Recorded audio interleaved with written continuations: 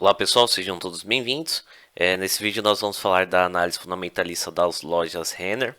O vídeo vai ser dividido em três partes. A primeira parte a gente vai falar do balanço patrimonial, a segunda parte nós vamos falar do endividamento da empresa e a terceira parte nós vamos falar do demonstrativo do resultado do exercício, DRE. Os links vão estar aqui na descrição, tá? Bom, o último ano analisado vai ser o ano de 2020. Mas para verificar, fazer uma comparação histórica, nós vamos utilizar o intervalo de período de 2011 a 2020 para verificar como vai ser a evolução histórica de cada conta. Bom, pessoal, antes de mais nada, quem não é inscrito aí, se puder estar se inscrevendo, já contribui demais para a quantidade do projeto. Ativar o sininho para você ser notificado dos próximos vídeos. E se você tiver curiosidade, tiver interesse também, no meu canal já tem outras análises de outras empresas. Bom, tem minhas redes sociais, o Instagram e o Facebook. Quem puder dar uma forcinha também lá vai ser muito bem-vindo. Bom, pessoal, começando aqui dando uma olhadinha como que está esboçado graficamente o balanço patrimonial da empresa.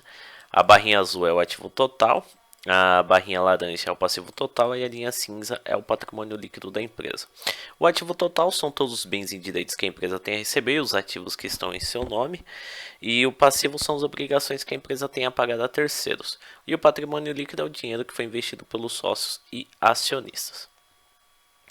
Bom, fazendo a análise do gráfico aqui, a gente consegue analisar que a barra azul sempre foi superior das demais barras, que é o ativo total da empresa, ou seja, o ativo no balanço patrimonial, o ativo que são os bens e direitos que a empresa tem a receber foi sempre muito superior em relação às outras partes do balanço patrimonial, ou seja, a parte do passivo.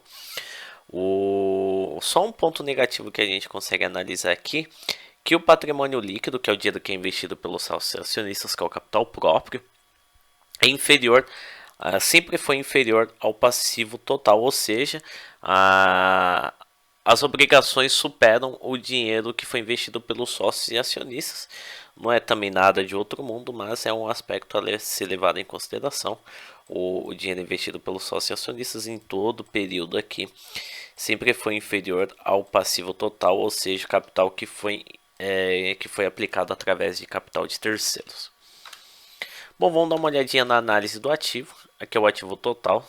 Analisando aqui o ativo total, ele vem num crescimento constante, período após período. O ativo significa a riqueza da empresa, ou seja, a período após período de 2011 a 2020, a empresa está ficando cada vez mais rica em questão de patrimônio.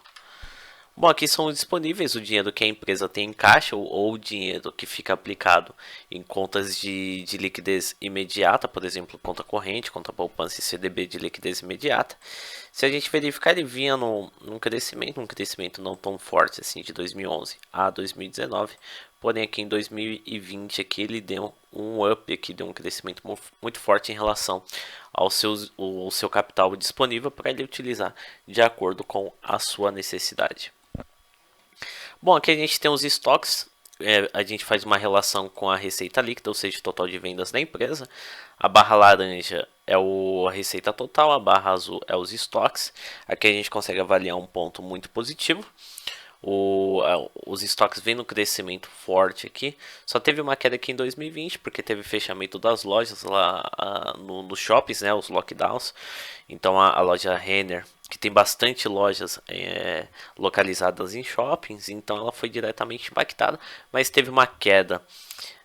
Teve uma interrupção, né, do crescimento contínuo aqui das vendas da empresa. Teve essa interrupção, mas não teve um impacto tão forte assim. Eu esperava um impacto maior.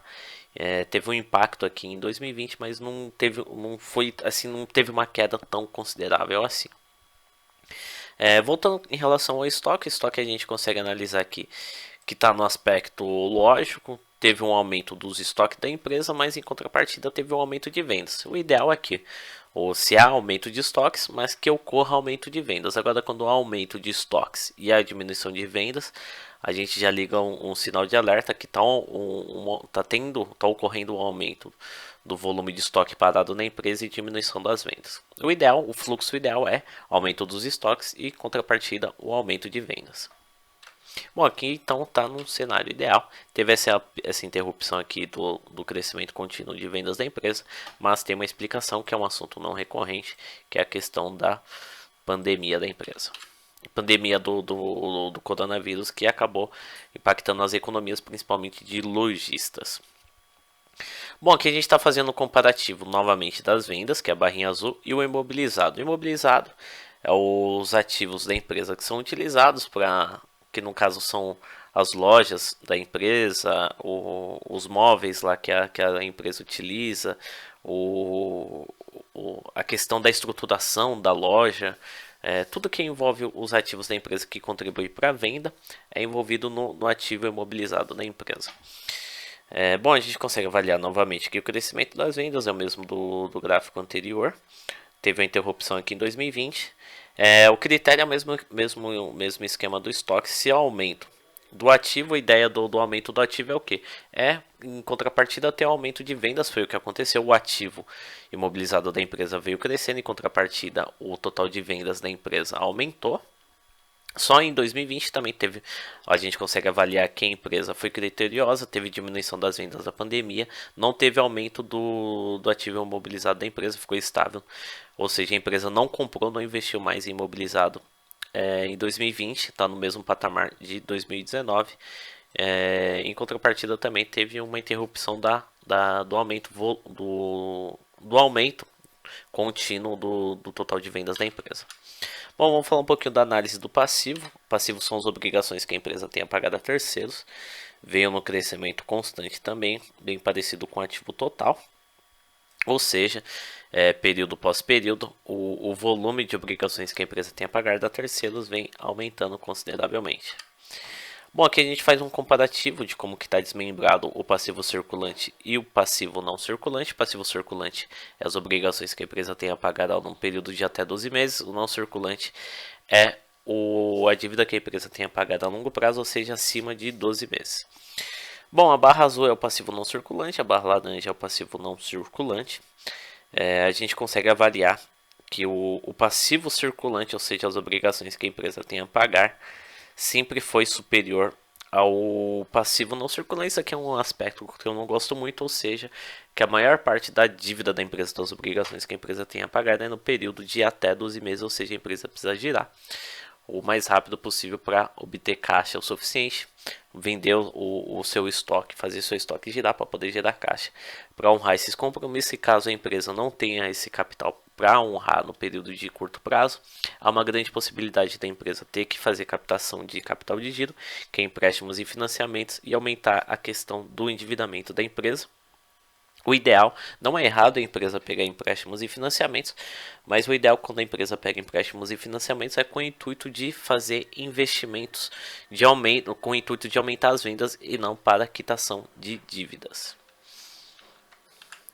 Bom, aqui é o patrimônio líquido da empresa, ou seja, voltando um pouquinho do passivo circulante, o próximo vídeo a gente vai falar exclusivamente em relação ao endividamento. Eu fiz um estudo em cima do endividamento da loja Renner, é um assunto mais voltado para os empréstimos e financiamentos, que é um capital que a empresa faz aplicação dentro da empresa, mas é um capital que tem custo, né? Então, que acaba onerando a questão, acaba ocorrendo um aumento das despesas financeiras da empresa, que acaba impactando diretamente no lucro líquido da empresa.